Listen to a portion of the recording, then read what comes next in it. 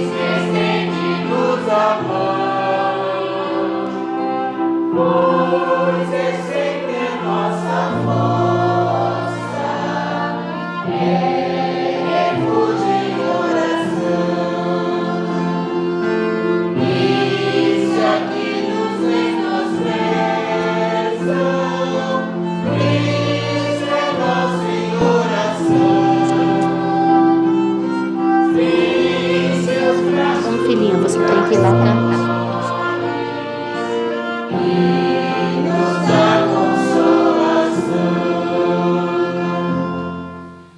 Amém. Que Deus seja louvado.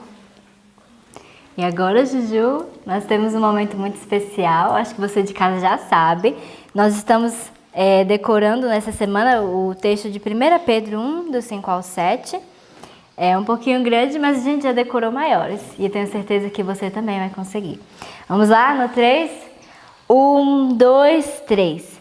1 Pedro 1, do 5 ao 7. que mediante a fé estáis guardados na virtude de Deus para a salvação, já prestes para se revelar no último tempo, em que vós grandemente vos alegrais, ainda que agora importa, sendo necessário, que estejais por um pouco contristados com várias tentações, para que a prova da vossa fé, muito mais preciosa do que o ouro que perece e é provado pelo fogo, se ache em louvor e honra e glória na revelação de Jesus Cristo. 1 Pedro 1, do 5 ao 7. 1 Pedro 1, do 5 ao 7.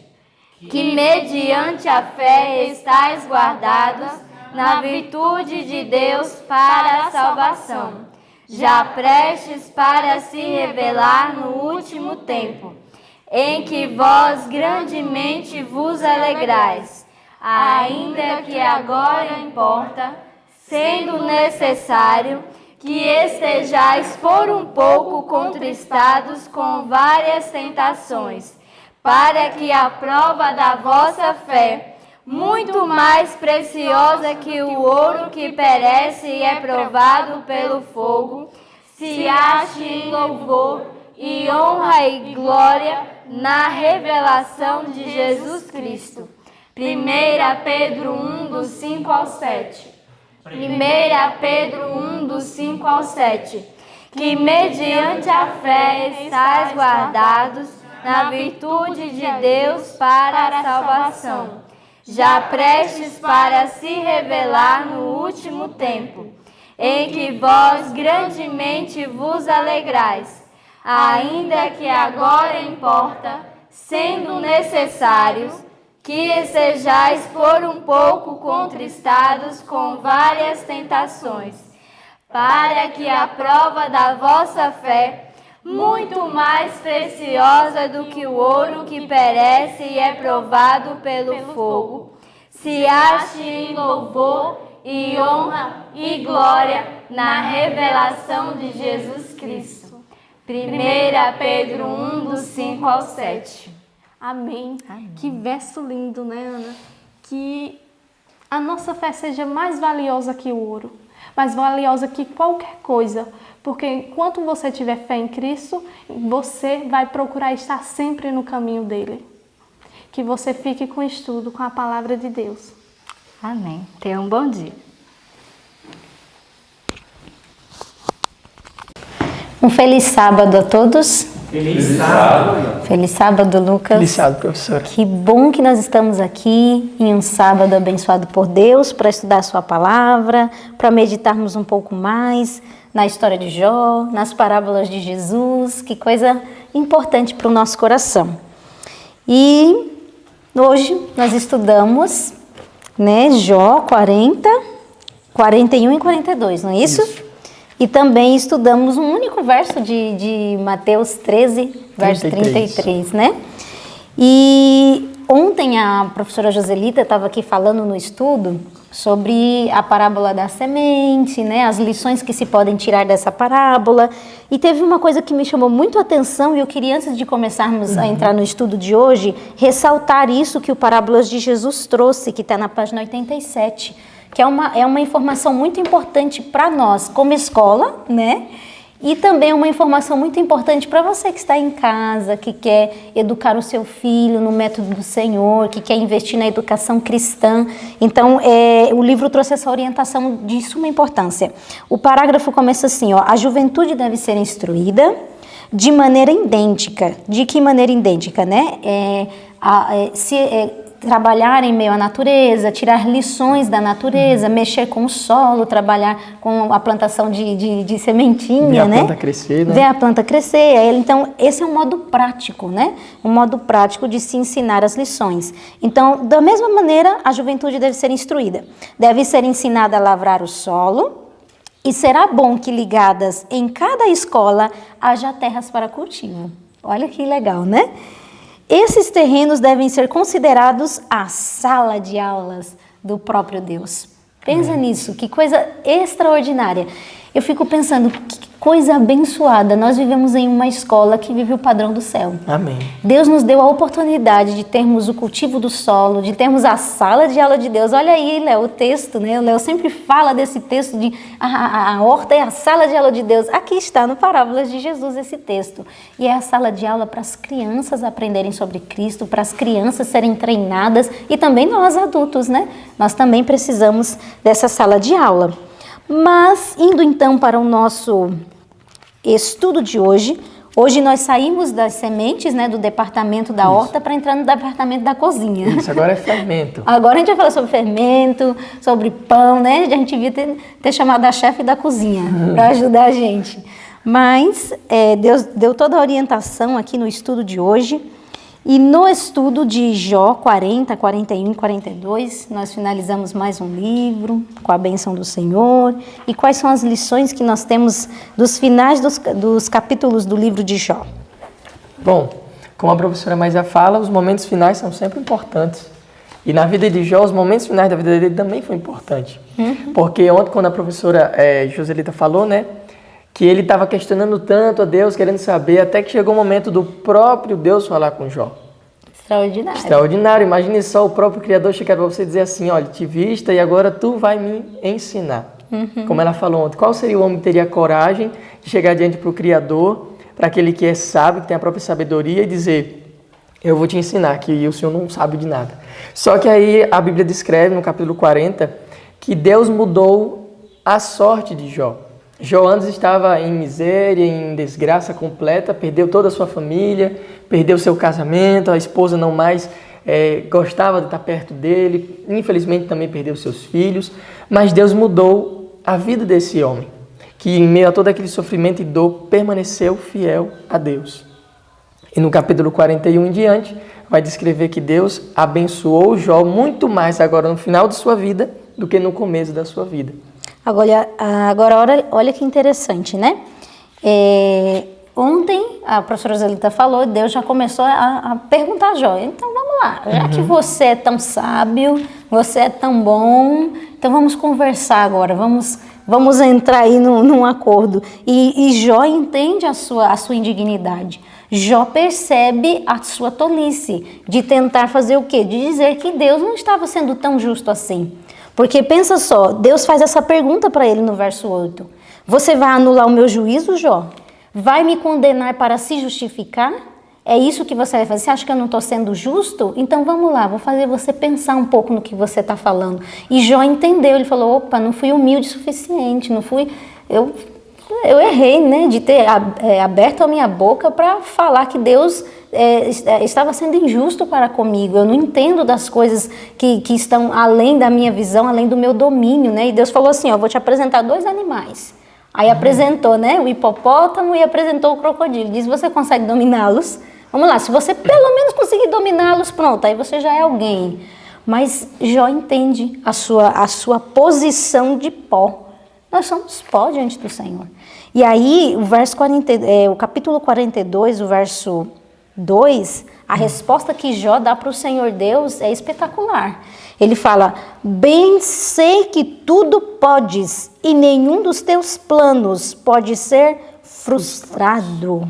Olha isso. Aí ele fala, Senhor, eu pequei, me perdoa, eu obscureci o teu juízo, eu obscureci os teus conselhos, me perdoa, eu errei, eu deveria ter escutado mais, falado menos, ter ficado na minha, né?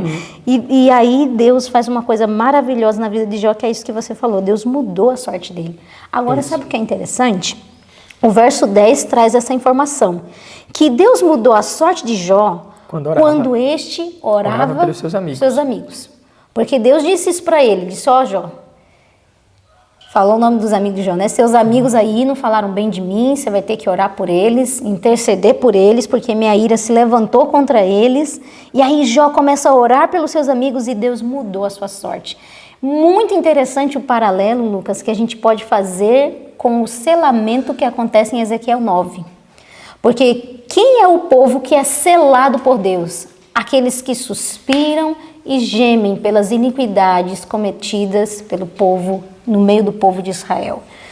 Os que serão selados por Deus serão aqueles que estão sofrendo tremenda angústia por causa de seus próprios pecados e por causa dos pecados que se há cometido dentro do povo de Deus. Não é a pessoa que acusa, que aponta o dedo, que diz, fulano faz e não sei. Não, é a pessoa que está chorando, gemendo, sofrendo, como Daniel.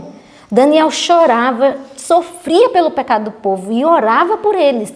A mesma situação de Jó. Quando Jó orou pelos irmãos, o que aconteceu? A sorte dele mudou. E sabe o que é interessante? Ele poderia, professora, a gente analisando esse verso aqui 10, quando fala assim, quando orava, ele poderia, ao invés de orar, poderia lançar maldições sobre os amigos dele, né? Que os amigos dele vieram e disseram, já você pecou contra Deus, isso que está acontecendo na sua vida é porque você desobedeceu ao Senhor, isso é justo, você receber isso. Só que ele fez aquilo que Jesus disse, orai pelos vossos inimigos. Porque aqueles amigos não eram amigos dele, eram inimigos. Porque se fossem amigos de verdade, não iam ter acusado ele diante de Deus. Então, veja só, muitas das vezes a gente, quando somos perseguidos, acabamos às vezes praguejando contra as pessoas, lançando pragas contra as pessoas. Mas siga o exemplo de Jó, ao invés de você lançar pragas, ore pelos seus inimigos, ore por essas pessoas que lhe chateiam, que lhe pegam no seu pé, e da mesma forma que Deus abençoou a Jó, por ele orar pelos seus amigos, o Senhor também te abençoará também da mesma forma. Prova de que não havia ressentimento em seu coração, né? Agora, o lindo que você falou, depois Deus dá tudo em dobro para ele. Olha que interessante. Eu fiquei pensando, qual é a coisa na Bíblia, qual é a situação, a promessa que nós temos na Bíblia, que Deus disse que se nós pedíssemos, Ele nos daria em dobro? O Espírito Santo. O Espírito Santo. Olha que interessante. Jó recebeu tudo em dobro, depois que orou pelos seus irmãos e a sua sorte mudou. Não sei vocês, mas isso me dá a entender que se eu lutar as minhas lutas espirituais diante do Senhor, se eu lutar pelo meu irmão em oração, ainda que seja o meu inimigo, olha que legal isso, né? Deus vai me dar em dobro o Espírito Santo, eu terei a porção dobrada do Espírito do Senhor. Imagina isso, porque eu tenho certeza que Jó não só recebeu em dobro bens materiais. Deus deve ter dado em dobro sabedoria, ter dado em dobro graça, bondade para o coração de Jó, porque a experiência que ele passou foi uma experiência extraordinária para poucos, né? Mas, avançando então para Mateus. Mateus 13:33. Olha, então o que diz lá nessa parábola de um verso só? O que eu acho interessante é que as parábolas que Jesus contava, elas eram parábolas tão simples, mas ele fazia dessas parábolas tão grandiosas lições que eu fiquei assim lendo, eu fiquei assim, nossa, eu não sabia que dava para fazer, dava para tirar uma lição de um negócio desse, como por exemplo de um fermento lançado numa massa, e ali aquele fermento invisível vai modificar toda aquela massa até que aquela massa enche e se transforma em um pão, né? E depois vai ser comido e vai encher a barriga daqueles que têm fome. Então isso é incrível, imaginar que as parábolas eram simples, mas tinham grandes lições. Verdade. E aqui é interessante, uma coisa que eu tenho gostado muito no Parábolas de Jesus é isso, que quando o Parábolas vai explicar uma parábola, que engraçado, ele fala o contexto, por que Jesus falou aquela parábola. E o contexto dessa parábola é o seguinte, diz que uma grande multidão seguia Jesus, uma grande multidão de pobres, iletrados, mendigos, salteadores, imagina isso, negociantes, desocupados. Nossa. Imagina, o pessoal vendo aquela multidão de gente assim que você olhava e dizia, essa multidão não presta não, só tem gente que não presta aí no meio desse povo. E diz que os homens letrados e influentes começaram a olhar aquela multidão, e a multidão assim, diz que na face deles, eles carregavam o quê? A fisionomia deles era carregada da própria culpa deles. Imagina isso. Aí os letrados e os influentes olhavam e diziam, o reino de Deus é composto por esse tipo de gente? Ficaram conversando e diziam, é esse tipo de gente que vai herdar o reino de Deus? Não quer fazer parte não, então. Aí eu não quero me misturar com esse tipo de gente, não. Aí Jesus sabendo do que eles conversavam, aí falou uma parábola. Disse-lhes outra parábola, Mateus 13:33. O reino dos céus é semelhante ao fermento que uma mulher tomou e escondeu em 3 medidas de farinha, até ficar tudo levedado. O que Jesus estava querendo ensinar esses homens influentes, né? Esses homens letrados? O que Deus estava querendo ensinar para eles? Antigamente, no meio do povo de Israel, Deus deu para eles algumas festividades. E nessas festividades tinha uma que deveria ser tirado todo tipo de fermento, porque o fermento simbolizava ali o pecado. Só que aí nessa parábola, aqui o livro ele vem dar uma explicação do que significava o fermento nessa parábola que Jesus contou. E se encontra aqui no parágrafo que inicia assim, ó, na página 96 do livro Parábolas de Jesus, diz assim, ó, o fermento é usado para representar o reino de Deus, ilustra o poder vivificante e assimilador da graça de Deus. Que lindo! Isso é o que representava o fermento nessa parábola. Ah, que interessante. Então aqui ele estava querendo dizer a graça atuando dentro do coração de alguém. Vivificando aquelas pessoas, dando vida, não só vida física, mas também vida eterna. E sabe o que eu achei muito lindo? É que o parágrafo seguinte, que diz assim, ó, ninguém é tão vil, olha que eu achei isso aqui extraordinário, isso aqui é resposta de oração. Olha, ninguém é tão vil, ninguém tão decaído que esteja além da operação desse poder.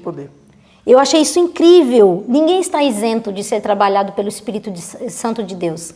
Se às vezes você olha para a pessoa e não dá um conto por ela, você fala, ixi, às vezes é até pessoas que nós conhecemos, a gente fala assim, olha só a hipocrisia, conheço como ele é na realidade. Mas olha isso aqui, ninguém é tão vil, ninguém tão decaído que esteja além da operação desse poder. E em todos quantos se querem submeter ao Espírito Santo deve ser implantado um princípio novo de vida. A perdida imagem de Deus deve ser restaurada na humanidade.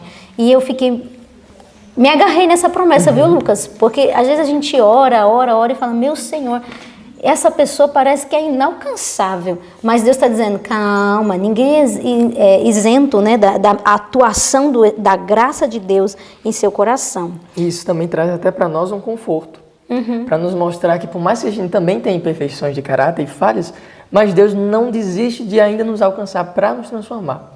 Então é justamente essa atuação da graça, atua na vida dos outros, na nossa, e a gente ora pelos outros, para que a graça atue na vida deles também. E sabe, às vezes eu percebo que a gente cai num erro que é muito comum, todo mundo comete.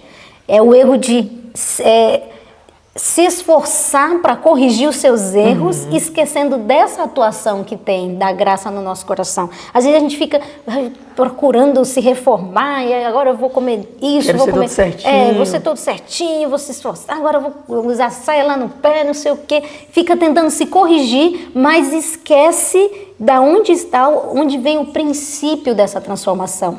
Não é apenas por atos exteriores, não é? Internos. Começa de dentro para fora. Igual o fermento. Igual o fermento, exatamente. E isso que a senhora falou combina com um parágrafo que inicia-se assim, ó. Mas o homem não pode não pode transformar pelo exercício de sua vontade. Não possui faculdade por cujo meio esta mudança possa ser efetuada. O fermento é algo totalmente externo, precisa ser introduzido na farinha, antes da alteração desejada efetuar-se. Assim, a graça de Deus precisa ser recebida pelo pecador, antes de ele ser tornado apto para o reino da glória. Isso mesmo, e aqui continua dizendo, né? Não é cultura, não é educação, não é a melhor escola, não é a faculdade, não. Não basta a mudança exterior, nós precisamos estar em harmonia com Deus. E isso só acontece pela atuação do Espírito Santo no nosso coração.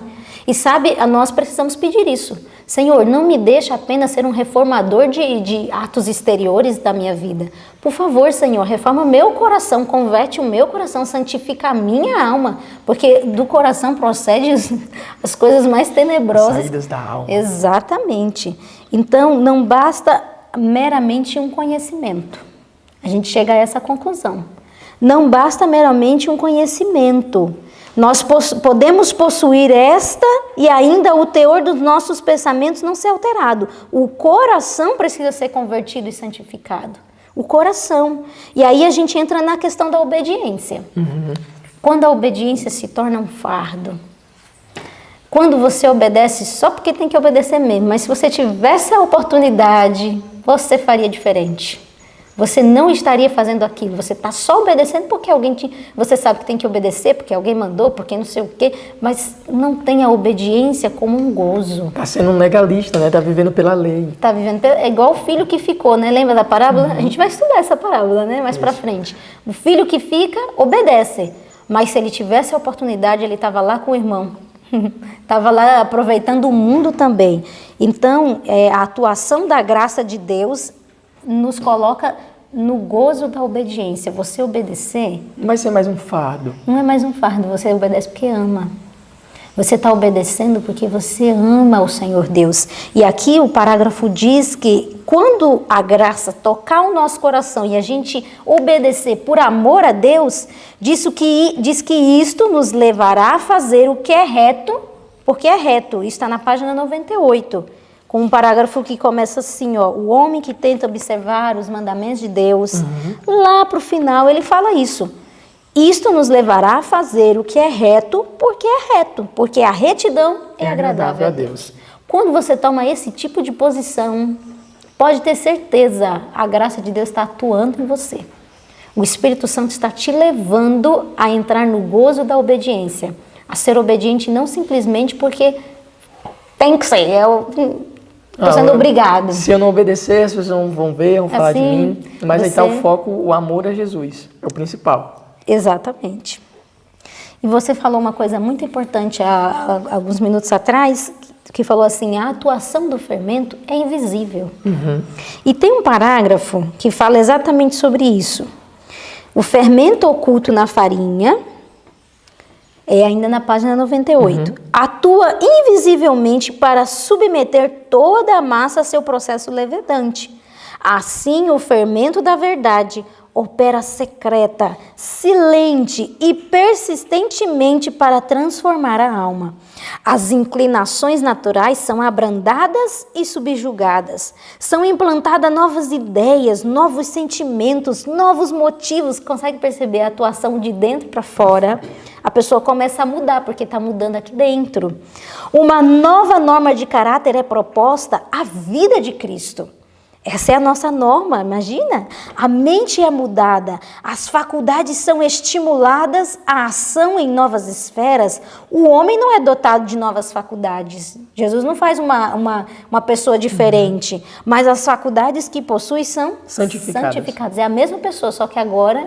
Faculdades santificadas. Exatamente. A consciência despertada, somos dotados de traços de caráter que nos habilitam a prestar serviço a Deus. E tudo isso pelo permitida atuação da graça na nossa vida.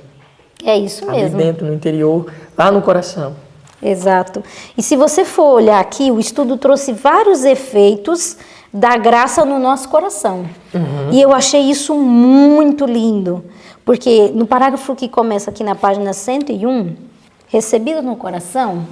Olha só o que a graça faz no coração de alguém. Recebido no coração o fermento da verdade, regulará os desejos, purificará os pensamentos e dulcificará a índole. Vivifica as faculdades do espírito e as energias da alma. Aumenta a capacidade de sentir e de amar. Isso é para mim extraordinário. Isso é nascer de novo. É ser totalmente diferente daquilo que estamos habituados a ser. É justamente aquilo que Jesus falou para Nicodemos. Quando Nicodemos foi ali escondido naquela noite falar com Jesus, Jesus disse assim, que é necessário nascer de novo. Esse era o nascimento que Jesus estava falando. Uma nova vida, vinda do alto, que iria aprimorar todas as aptidões que Deus deu ao ser humano e que ele poderia usar na obra em prol de salvar as pessoas. Sim, e aqui continua dizendo, no parágrafo abaixo, quais são ainda os efeitos dessa graça. Diz que a palavra de Deus deve ter efeito santificador em nossa associação com cada membro da família humana. Um dos meios de Deus purificar a nossa alma, o nosso coração, é o estudo da palavra. Quando você estuda e obedece à palavra de Deus, isso tem um poder santificador. O próprio Jesus disse, santifica-os na verdade, a tua palavra é verdade. Então, quando você estuda a Bíblia, existe um poder na palavra do Senhor Deus que te santifica. Um poder que fica atuando na sua cabeça e você começa, peraí, eu vou agir diferente. Isso começa a modelar o seu caráter. Então, isso daí já é um segredo para quem deseja transformação. Estude mais a Bíblia diariamente, busque mais se aproximar das Escrituras, porque, como a professora Maisa fala, é impossível você ler a Bíblia e você continuar sendo a mesma pessoa.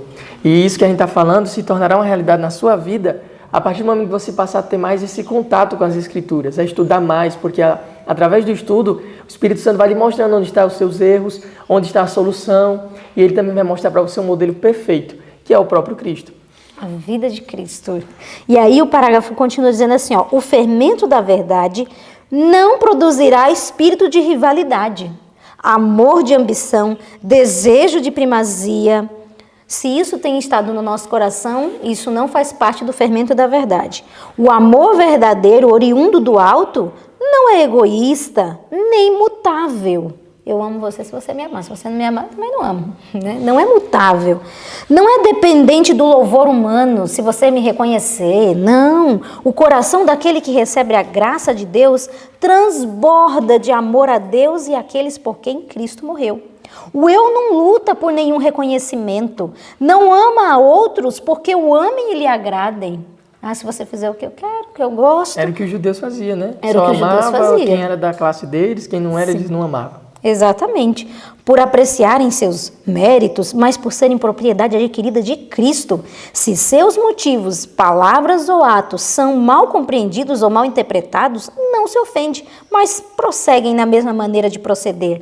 É bondoso, é ponderado, humilde no conceito próprio, contudo é cheio de esperança, sempre confiante na graça e no amor de Deus. Essa é a descrição de uma pessoa que foi tocada pela graça do Senhor. Que foi tocado pelo Espírito do Senhor. Agora, existe aqueles que professam a verdade, mas a gente não vê esses frutos na vida. E eu sabia que a senhora ia falar dessa parte. Estava esperando aqui pensando, será que ela vai falar? Porque quando eu li esse texto aqui foi muito forte e a senhora White, ela dá uma resposta assim, muito objetiva, direta e sincera. Então, foi muito forte, então... Tá esperando a senhora dizer esse parágrafo para a gente ler. Pronto, então você pode falar, vai lá. Aqui diz assim, ó, que frequentemente surge a questão, né? Por que, pois, há tantos pretensos crentes na palavra de Deus, nos quais não se vê uma reforma na linguagem, no espírito e no caráter? Se dizem cristãos, mas continua sendo a mesma coisa que o mundo lá fora, né? A mesma linguagem, o mesmo comportamento, tendo o mesmo caráter. E as pessoas ficam se perguntando, por que essas pessoas se dizem ser cristãs? Aí aqui, já no finalzinho, vai falar, né, de muitas das coisas que elas fazem. E aí vem a resposta direta. A razão é que não são convertidos. Não se operou nelas uma conversão verdadeira. É por isso que elas continuaram tendo a mesma forma de linguagem, tendo os mesmos comportamentos do mundo, o mesmo gosto. Então, quando Cristo transforma, a gente passa completamente a desprezar tudo lá fora. Quando não transforma, a gente continua tendo as mesmas inclinações voltadas lá para o mundo. Então, é bem direto. A razão é que não são convertidos, não esconderam no coração o fermento da verdade, não teve ele a oportunidade de realizar sua obra, suas tendências naturais e cultivadas para o mal não foram subjugadas pelo poder da palavra de Deus, e a vida dessas pessoas revela a ausência da graça de Cristo, uma descrença em seu poder de regenerar o caráter dela, daquela pessoa. Isso é sério. E a gente tem que fazer igual aos discípulos. Acaso sou eu, mestre? É isso que a gente tem que perguntar. Trazer para nós, né? Não é olhar para dizer, acaso é ele, Senhor, que é o traidor? Não. É olhar para a gente dizer, Senhor, eu tenho sido esse tipo de crente, esse tipo de cristão. Eu tenho professado com os meus lábios, mas a minha vida não tem recebido o toque dessa graça.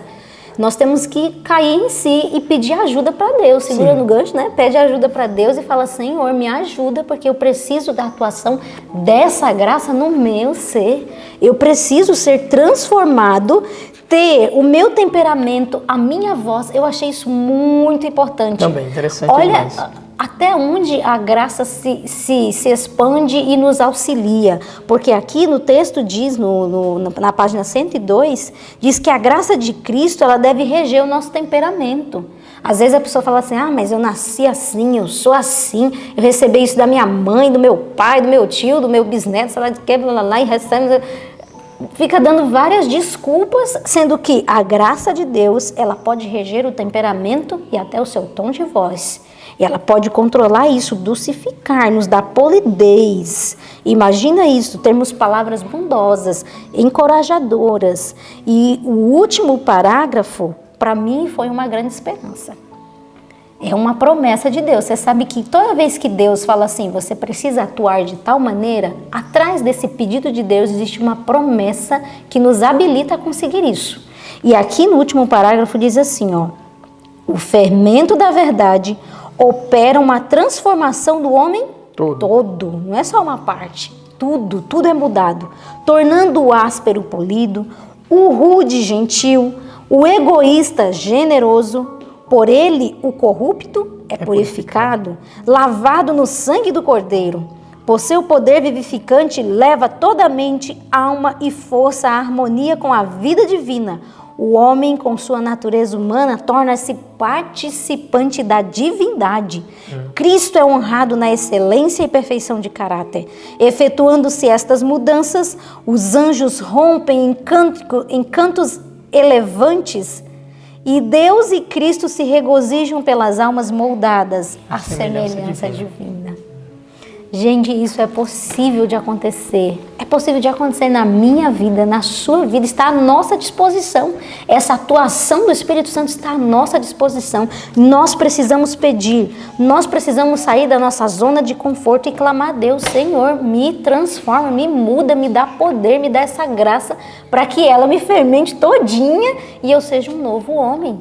Né? Que o Senhor Deus atue no dia de hoje nos nossos corações e nos ajudando a ser novas criaturas. Amém. Nesse momento, né, vamos chamar alguém muito assim, legal, bonitinha, a Rebequinha. E nós vamos orar, né, Rebeca? Você gosta de fazer pão? Gosto de fazer pão, gente. Ah, é? E no pão você coloca fermento? Coloco. Muito bem. Então, nós temos que pedir a Deus que Ele coloque o fermento da verdade no nosso coração. Pode ser? Será que hoje vai ter pão? Fiquei sabendo que vai. Ajoelha aí pra gente orar. Agradecer pelo pão também, né? Pelo mamão. Mamãe. E pelo pão. Tá bom? E não esquece de pedir o fermento da verdade. Ora para Jesus Lucas. Papai do céu, obrigado a peça um dia. Porque a gente vai comer banana com água e mamãe. Nós te agradecemos porque o pão da vida é ter, porque a gente está indo no culto. A gente já cantou, mas a gente vai comer agora. Em nome de Jesus, amém. Senhor Deus, nós te agradecemos pelo privilégio que tivemos de poder estudar a tua palavra nesta madrugada e poder compartilhar ela com esta pessoa que está nos assistindo neste momento, Senhor. Este estudo tocou nosso coração, pois nos fez entender que nós, sem Ti, não temos o poder de fazer nada. Mas com o Senhor em nossa vida, nós podemos fazer todas as coisas. Inclusive, temos uma transformação completa em nossa vida e em nosso caráter, Senhor. Pedimos que o Teu fermento, o fermento da verdade, venha estar presente, Senhor, em nosso coração. Amém. E que o Senhor nos mude completamente. Que todas essas coisas que nós lemos no livro de hoje venham se acontecer nas nossas vidas, porque esta é a Tua palavra se cumpre, Senhor. Pedimos que o Senhor abençoe essa pessoa que está nos assistindo, que o Senhor também opere uma transformação completa em sua vida e que ela possa ver a atuação da Tua graça sobre a sua vida, meu Pai. Amém. Fica, Senhor, conosco nesse dia, nos dando um dia bom na Tua presença e em paz. É o que te pedimos e agradecemos no nome de Jesus Cristo. Amém. Amém, Senhor. Vamos dar um feliz sábado? Deus te abençoe. Até amanhã. Feliz sábado.